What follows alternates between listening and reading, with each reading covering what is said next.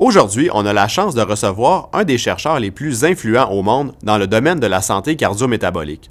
Jean-Pierre Després est professeur au département de kinésiologie de l'Université Laval à Québec. Il est directeur scientifique de VITAM, centre de recherche en santé durable affilié à l'Université Laval, et directeur scientifique de la chaire internationale sur le risque cardio-métabolique. Il est co-titulaire de la chaire de recherche en santé durable financée par le Fonds de recherche du Québec Santé. Il s'agit de la première chaire de recherche ayant des citoyens comme co-titulaires.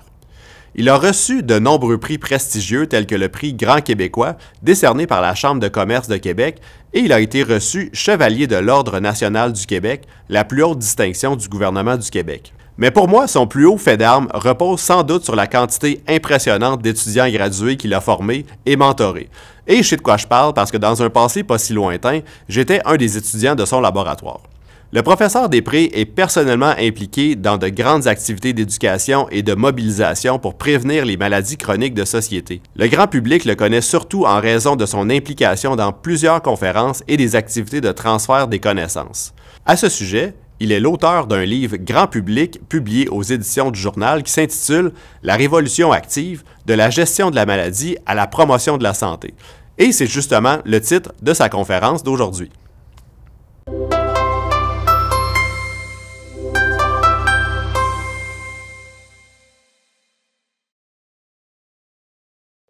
Alors, vous savez, lorsqu'on regarde l'espérance de vie au Québec, au Canada, on a quand même, vous savez, on dit souvent que bon, notre système de santé, il est en apnée, il souffre beaucoup. On a quand même une espérance de vie de garder 83 ans au Canada, 16e dans notre positionnement mondial, tout proche des peuples asiatiques qui, on sait, ont une longévité qui est supérieure au reste de la planète. Mais on est largement, vous voyez, en avance de nos voisins du Sud qui sont presque 50e dans la liste. Pourquoi? Parce qu'eux n'ont pas un accès universel à des services de santé. Donc, quand même, on peut être fier de cette espérance de vie qu'on donne à l'ensemble de notre population, même s'il y a des inégalités sociales en matière d'espérance de vie. Cela dit, lorsqu'on regarde ce qui remplit nos hôpitaux, puis c'est l'Organisation mondiale de la santé, c'est pas Jean-Pierre Després qui vous apprend ça aujourd'hui. On se rend compte que plus de 60% des décès sont attribuables à des maladies chroniques comme les maladies cardiovasculaires, les cancers, maladies pulmonaires chroniques et le diabète, sont associés à 4 comportements. Malheureusement, on fume encore trop, on boit trop, on a une alimentation globalement de mauvaise qualité, et on manque d'activité physique dans notre quotidien.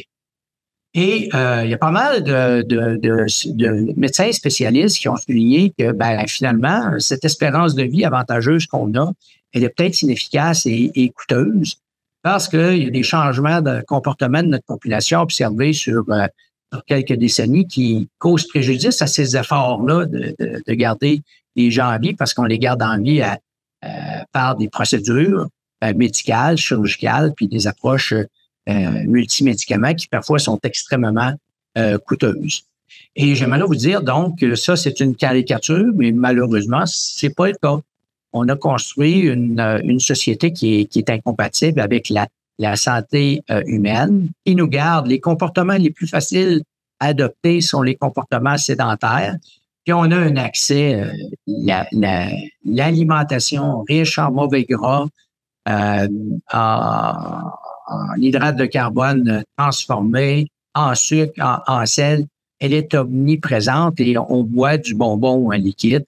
On boit beaucoup trop de ce que j'ai appelé du bonbon liquide. Donc, pas surprenant que on est confronté à cette épidémie de maladies chroniques dites de société. Il y a quelque chose, je pense, pour tous ceux qui s'intéressent à la prévention de ces maladies chroniques de société-là, il y a eu un changement de paradigme important sous le leadership d'une prestigieuse organisation de cardiologie, l'American Heart Association, qui est probablement une des organisations de cardiologie les plus influentes.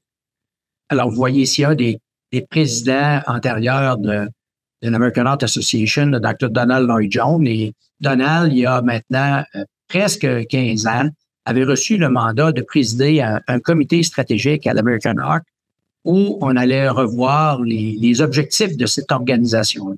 Et donc, ce comité de sages, d'experts, en est venu à la conclusion en 2010 qu'il fallait passer de la gestion des maladies cardiovasculaires à une meilleure gestion des maladies cardiovasculaires à la promotion de la santé cardiovasculaire. Ça, c'est donc que je considère une révolution tranquille qui s'amorçait.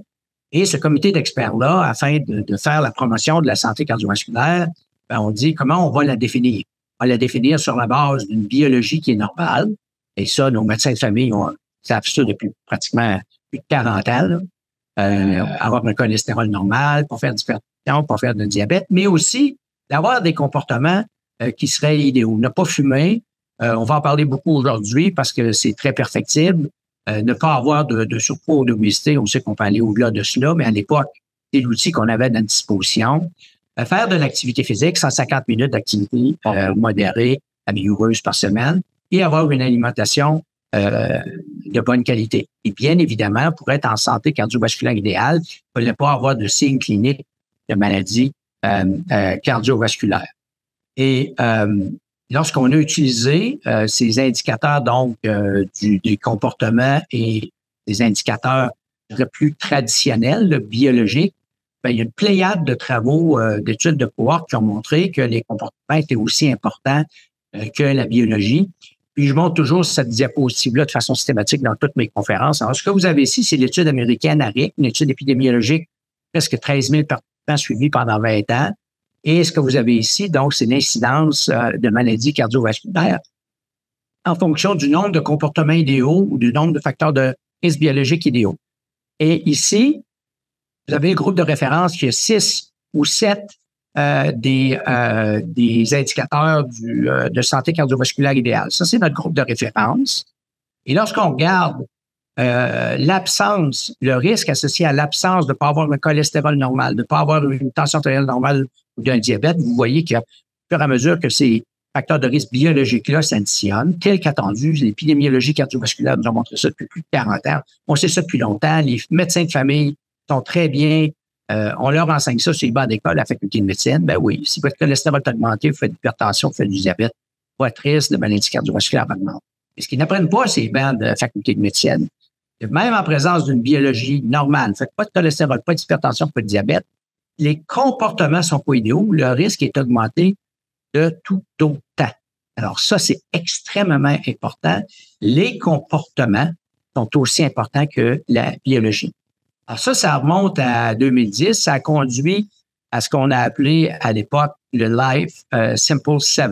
On a rajouté dans les réflexions stratégiques beaucoup plus récentes la qualité du sommeil aussi. Alors, on insiste beaucoup aussi, si vous voulez être en santé, au-delà d'adopter les comportements puis de faire attention à votre biologie, dormez. Alors, le sommeil est extrêmement important. Ça fait partie donc des 8 déterminants de la santé cardiovasculaire idéale.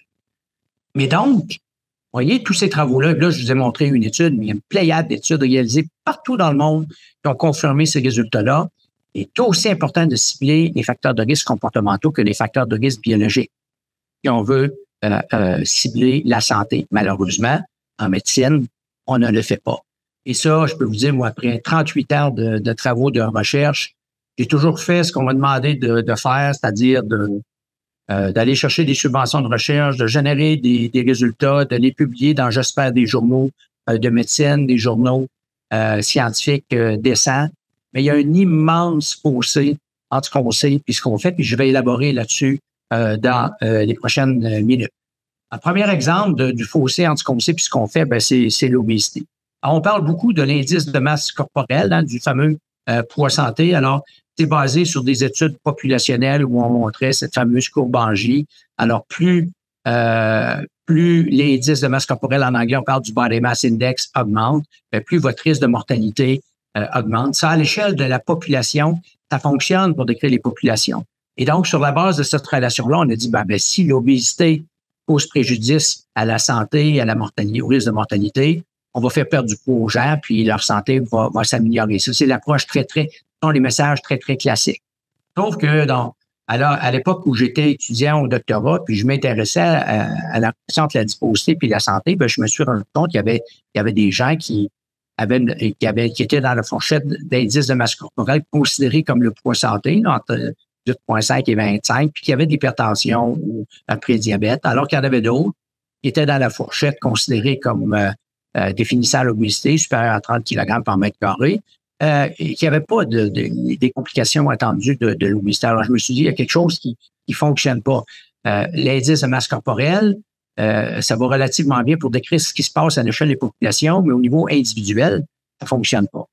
Et là, en 1983, à l'époque où j'étais à compléter mes études doctorales, il y a un médecin spécialiste de l'Université d'Osaka, le Dr. Yuji Matsuzawa, qui rapporte ces images-là. Alors, on utilisait la tomographie axiale. Vous savez, ces gros lifesavers, là, on vous entre dans le trou, puis on est capable de scanner différentes parties du corps.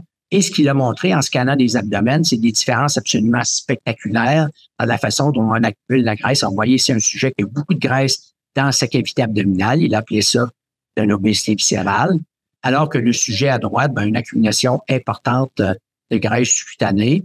Et c'était de l'anecdote à l'époque. Il avait fait ça sur une couple de douzaines de ses patients qui voyaient en clinique. Il avait suggéré à l'époque, ce patient-là, par exemple, de graisse cutanée, il n'est pas malade entre un guillemets, ne montre pas de problème clinique, alors que celui de gauche, un diabète, maladie cardiovasculaire. Et il avait appelé cette condition-là obésité viscérale. Alors moi, fasciné par ces résultats préliminaires-là, lorsque j'ai établi mon laboratoire en 1986, on a recruté des volontaires, des hommes, des femmes, et puis après quelques années, parce que ça a pris quand même un certain temps à colliger ces données-là, on a effectivement observé que le Dr. Matsuzawa, son hypothèse était confirmée. Ce que vous avez ici, c'est deux individus qui sont appareillés, qui ont le même IMC, le même indice de masse corporelle, la même quantité de graisse corporelle totale. Alors, vous voyez qu'on ne parle pas ici d'obésité sévère. Et lorsqu'on fait le scan par tomographie axiale, vous voyez ici en gris clair, ce sujet-là, plus de graisse dans sa cavité abdominale que le sujet du bas. Le sujet d'en haut, il était prédiabétique, il avait une tension artérielle augmentée, il y avait un désordre dans le transport du cholestérol. Celui du bas était totalement normal. Alors, on a mis ça dans la littérature, vous voyez, fin des années 80, que l'obésité, c'est pas ce qu'on pensait, puis on a suggéré effectivement cette obésité viscérale. Puis ça, c'est juste pour vous montrer que ça date pas d'hier. J'ai dit à un moteur de recherche hier lors d'une entrevue que je suis pas un professeur, je suis un rédacteur, je radote depuis très, très longtemps. Vous voyez, 1990, c'est le premier article qui synthétisait un peu les travaux de ma jeune équipe à l'époque, où on suggérait qu'on avait appelé l'obésité viscérale qui s'observait à n'importe quelle valeur d'IMC, c'est un facteur de risque pour les maladies cardiovasculaires. Alors, je vais aller vite là-dessus parce que le temps ne me permet pas de présenter 35 ans de travaux aujourd'hui. C'est une diapo-synthèse d'une revue qui date déjà de plus de 10 ans, dans une des revues de l'American Heart Association, où on a décrit effectivement, moi j'appelle ça la soupe minestrone, d'anomalies métaboliques, de désordre de transport du lipide, l'inflammation, les tissus sont résistants à l'insuline, vous devenez plus à risque de développer le diabète et maladies cardiovasculaires.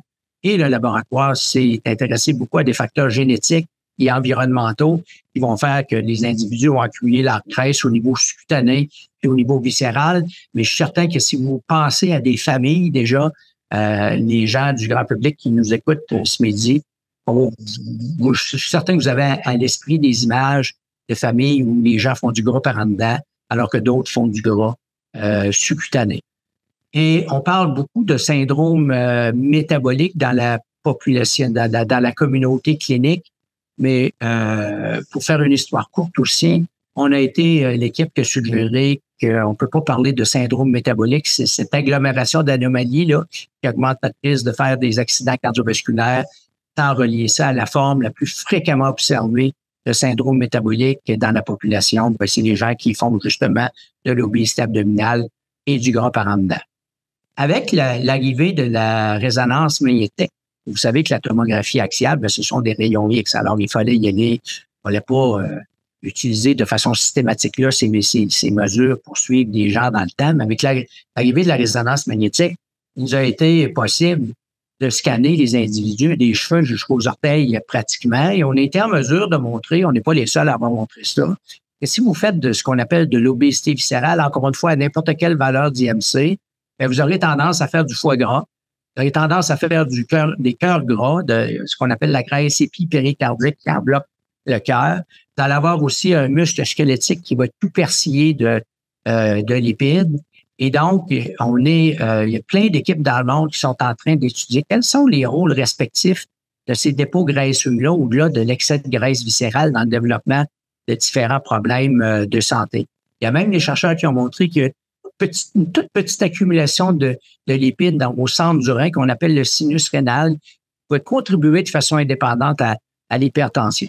Alors donc, on est à comprendre maintenant comment cette graisse interne-là contribue au développement de maladies chroniques comme le diabète de type 2 et les maladies cardiovasculaires, mais ça va maintenant beaucoup plus loin que cela. Alors moi, j'ai passé avec nos équipes de recherche pas mal d'énergie à étudier le lien entre l'obésité viscérale, ces dépôts-là, internes avec le diabète de type 2 et les maladies cardiovasculaires, mais il y a maintenant énormément de travaux qui se font aussi qui relient cette graisse interne-là à l'apnée du sommeil. Alors, si vous faites de l'obésité viscérale, vous avez un cou dont la circonférence est plus grande. Vous avez une langue épaisse qui est infiltrée de graisse qui cause préjudice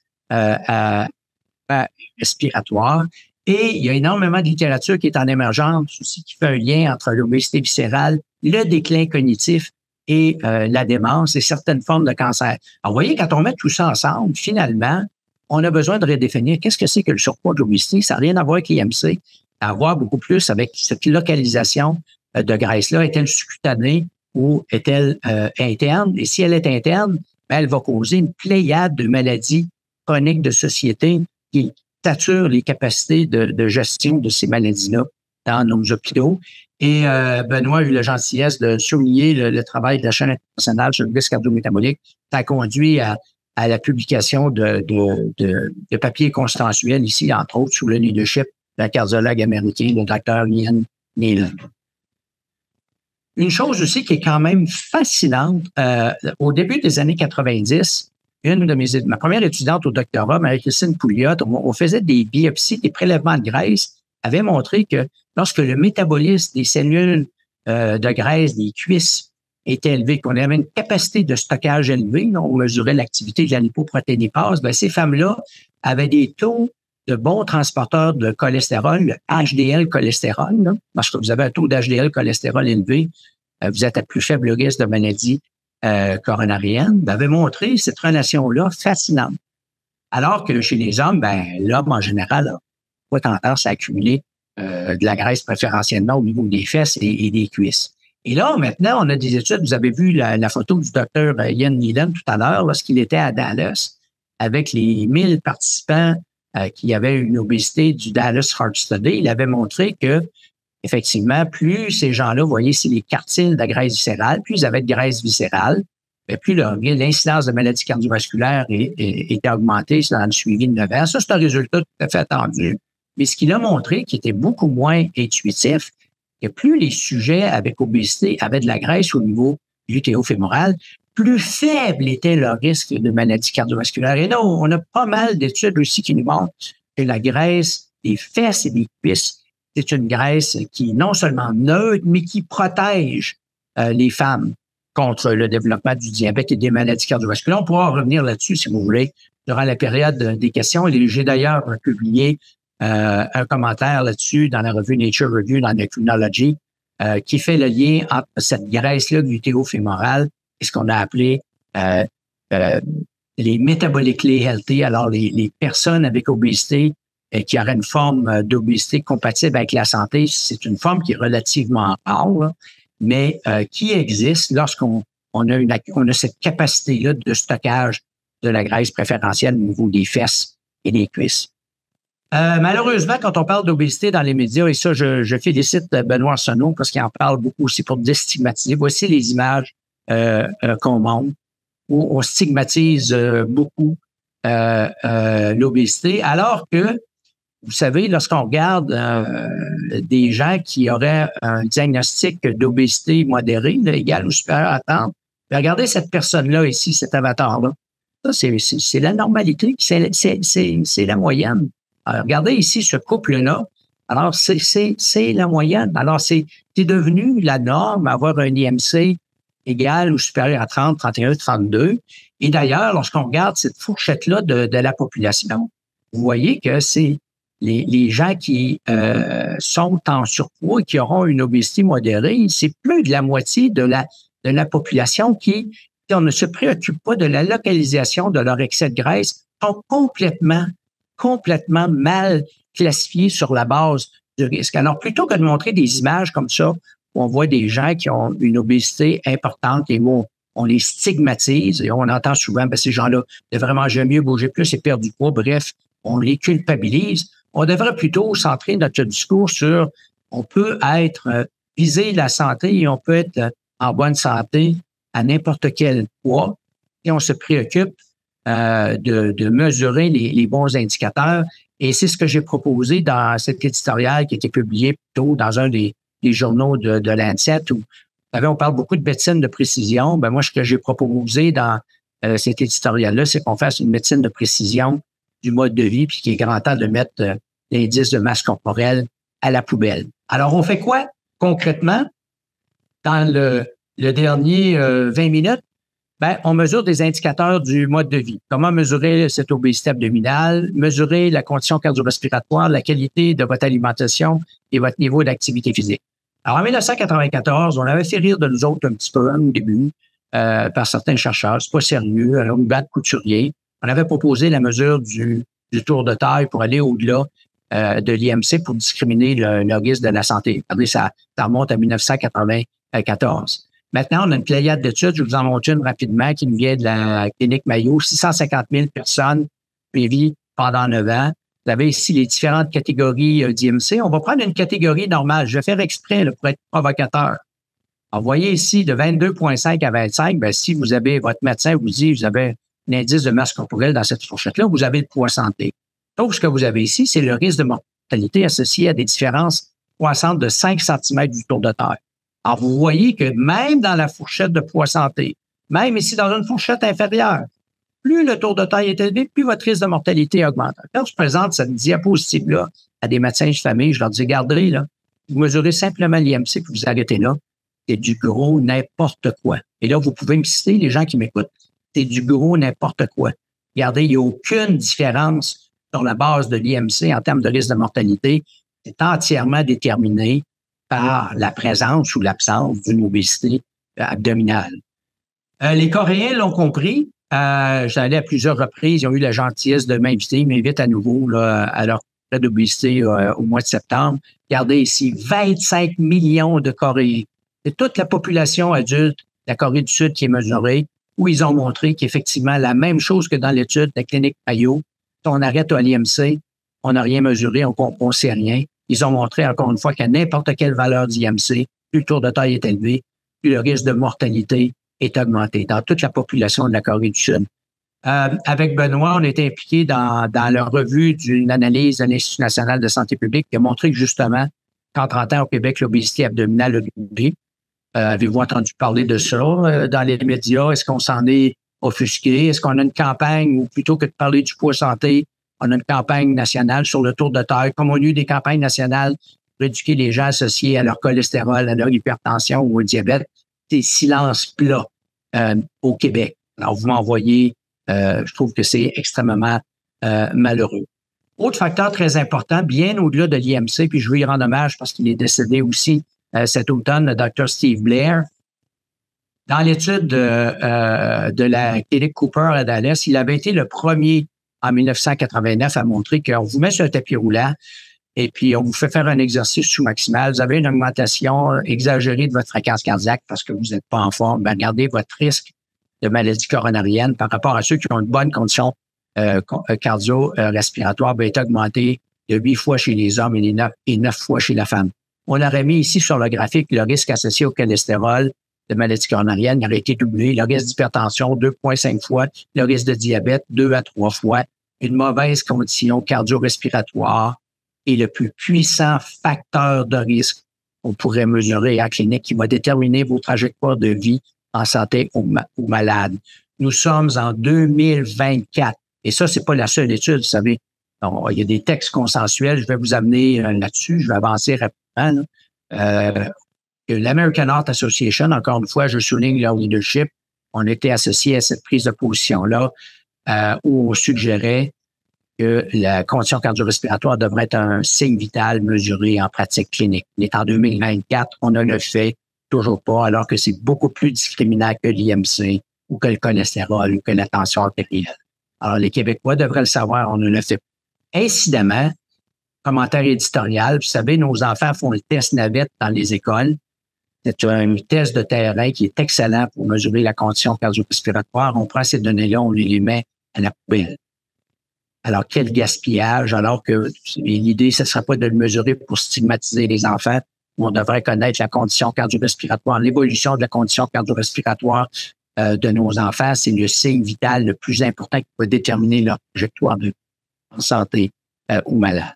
Pour ce qui est de l'alimentation, très, très rapidement, je ne suis pas un expert de nutrition, mais on a un centre de nutrition spectaculaire à Québec, le centre Nutris. J'ai des amis qui ont de l'expertise en nutrition un peu partout dans le monde et certains d'entre eux ont fait un mea culpa en disant on a peut-être eu des recommandations un peu trop techniques sur le bilan énergétique, compter nos calories, porter attention aux gras alimentaires et qu'on devrait peut-être y aller de recommandations beaucoup plus basées sur les aliments. J'adore ce papier-là publié dans le New England Journal of Medicine de Dario Mozafaryan. Tellement simple comme étude. Vous avez le Nurses Health Study 1, 2, les Health Professional Study dans les 3 cohortes. Ici, on parle de plus de 140 000 personnes de façon très, très consistante. Lorsqu'on regarde les items alimentaires associés au gain ou à la perte de poids dans un suivi de 4 ans, c'est très, très concordant. Et lorsque je présente cette diapo-là au grand public, il y a toujours des sourires dans la salle. Bien, regardez les chips, les frites, les viandes, les charcuteries, le beurre, les desserts, les sucreries, les farines transformées, les boissons sucrées, puis que c'est la perte de poids dans le temps, les noix, les légumes, les légumineuses, les grains entiers, les fruits, yogourt. Donc, vous voyez, on pourrait avoir des recommandations très, très simples basées sur des aliments consommer plutôt que le comptage de calories puis la teneur en lipides, en glucides puis en protéines sont très, très peu discriminants. Et c'est ce que recommande d'ailleurs, je vous invite à lire cet article de revue publié par Dario Mozafaryan dans Circulation en 2016. Et on a pas mal d'études qui montrent maintenant des études de substitution. Manger un petit peu moins de ceci, manger un petit peu plus de cela peut considérablement améliorer la santé cardio-métabolique des citoyens. Ce qu'on entend aussi souvent dans mes conférences grand public, c'est que l'exercice, c'est difficile, c'est pas l'approche pour perdre du poids. Si vous voulez perdre du poids, mettez-vous au régime. Alors, on a un gros problème conceptuel de transfert de la science, des connaissances, parce que l'activité physique, l'exercice, a des bénéfices en soi qui n'ont rien à voir avec la perte de poids. Oui, vous allez le voir dans quelques minutes, ça peut vous aider à perdre de la graisse viscérale, de la graisse interne. Mais indépendamment de son impact sur le poids, vous pouvez avoir un impact considérable sur différents indicateurs de santé. Et là, Benoît a été notre animateur aujourd'hui, Benoît Arsenault, a été impliqué dans cette étude-là avec nos collègues et amis de l'Université de Cambridge, Dr. Nick Wareham et Kate Ika. Parce que je vais vous présenter ici une analyse, 10 000 personnes qui ont été suivies pendant plus de 10 ans. Et à Cambridge, comme nous, on s'intéresse beaucoup à la sédentarité, à l'activité physique. Ils ont maintenant des outils beaucoup plus sophistiqués, mais à l'époque, vous voyez, le papier date de 2011. Ce qu'on a fait ici avec un outil pour classifier les individus de inactifs à actifs, développé par Ketika.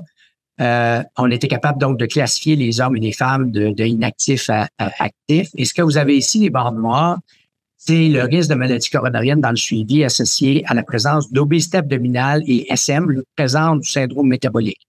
Alors, chez les hommes et les femmes inactifs et inactives, on sait ça maintenant depuis 15 ans. Je vous en ai parlé aujourd'hui, c'est une étude qui le confirme de plus.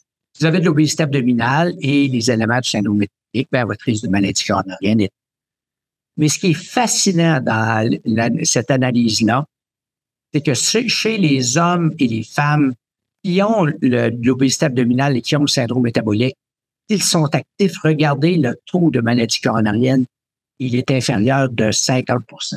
Et ça, c'est un message tellement important pour les professionnels de santé à véhiculer à leurs patients qui auraient des tours de taille élevés, qui vont marcher, qui vont prendre leur marche le soir avec leurs copines, avec leurs chiens, peu importe, et qui sont actifs, qui passent de sédentaire à actif. Monsieur, madame, vous vous faites du bien. Cette activité physique-là, quasi quotidienne, va contribuer à réduire votre risque de maladie coronarienne, même si vous ne perdez pas de poids ou votre tour de taille ne diminue pas. Mais en plus de cela, nos travaux ont montré, puis je vais vous montrer, je vais aller rapidement parce que le temps file, mais qu'on est capable, en prenant des gens sédentaires, obésité viscérale, puis cette personne ici, ça c'est un homme dans la quarantaine, vous voyez qu'il n'y a pas une obésité qui est très, très sévère. Une IMC de 33, c'est pratiquement banal. Et sur une période d'1 an, il a été en mesure de recalibrer doucement ses habitudes alimentaires. S'il était avec nous aujourd'hui, il vous dirait qu'on ne l'a pas mis au régime sévère, mais on l'a rendu apte à faire 160 minutes d'activité physique modérée à vigoureuse, mesurée. Et après 1 an, bien, regardez, la fonte spectaculaire dans l'adiposité viscérale, bien évidemment accompagnée d'amélioration spectaculaire dans son profil de santé, mais regardez, après 1 an, son IMC est à 31. Alors, tout est beau chez cette personne-là, mais si on se fie à l'IMC, on va lui dire encore, bien, monsieur, vous avez un diagnostic d'obésité. L'obésité, c'est une maladie, vous êtes malade. Alors, vous voyez à quel point l'IMC va induire en erreur des individus de ce type-là. Avec le docteur Éric Larose, on a fait exactement la même intervention, adaptée, recalibrage doux de l'alimentation et de l'activité physique sur 1 an. Ça, c'est un patient qui n'a pas perdu de poids. C'est un patient qui a eu des pontages artho-coronariens, donc des artères coronaires bouchées avec un diabète de type 2. Après 1 an, apte à faire 160 minutes d'activité physique hebdomadaire. La graisse viscérale a fondu et vous n'avez pas besoin d'être un expert en imagerie. Vous voyez, cette graisse qui enveloppe son cœur, la graisse épipéricardique, bien, vous voyez qu'elle a fondu en absence de perte de poids. Alors, tout ça, pourquoi maintenant? En terminant, on a maintenant 1 million de Québécois, de Québécoises qui vivent avec le diabète de type 2. Et dans un entretien, ça vient de paraître là, dans la revue de Diabète Québec, la revue Plein Soleil mentionnait que ces gens-là, ben, ils se font dire qu'ils ont un diabète de type 2 parce qu'ils sont obèses et qu'ils sont sédentaires, qu'ils devraient perdre du poids puis bouger. C'est pas de ces messages-là sont de très peu d'utilité auprès de ces personnes-là qui vivent avec un diabète de type 2. Ils ont besoin, c'est d'outils. Ils ont besoin de se faire dire que c'est pas de leur faute. Ils ont une génétique qui font que par rapport à des gens qui seraient exposés au même mode de vie, de l'obésité sous-cutanée, ils font de l'obésité viscérale. On a besoin de leur donner des outils pour bien les évaluer et les accompagner. Et on a besoin de leur dire aussi, au-delà de la perte de poids, ben, améliorer leurs conditions cardio-respiratoires considérablement, améliorer leur espérance de rester, avoir une vie en bonne santé et éviter des complications du diabète de type 2. Donc, regardez, là, au-delà de ceux qui ne vivent pas avec le diabète de type 2, il y a 1 million de Québécois qui ont besoin d'aide d'outils. Mais malheureusement, au Québec, ces gens-là, ben, en ce moment, la folie furieuse, c'est le Ozempic, qui coûte des milliers de dollars, puis je n'ai rien personnellement contre ces molécules-là là, qui sont basées sur l'effet phénoménal des incrétines sur la prise alimentaire.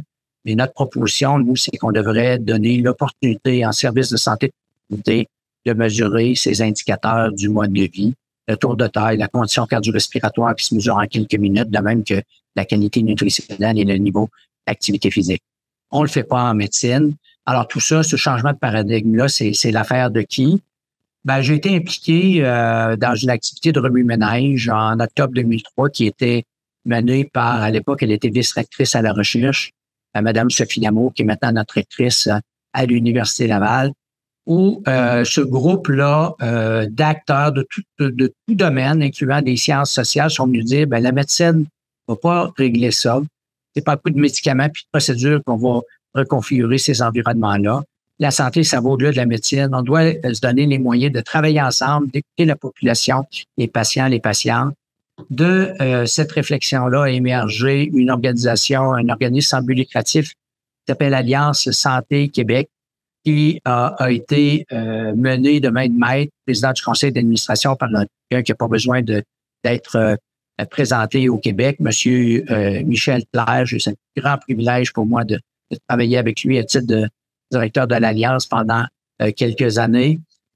Ça nous a permis aussi d'animer pendant quelques années cette réflexion intersectorielle, comment on peut faire mieux et différemment dans la région de Québec.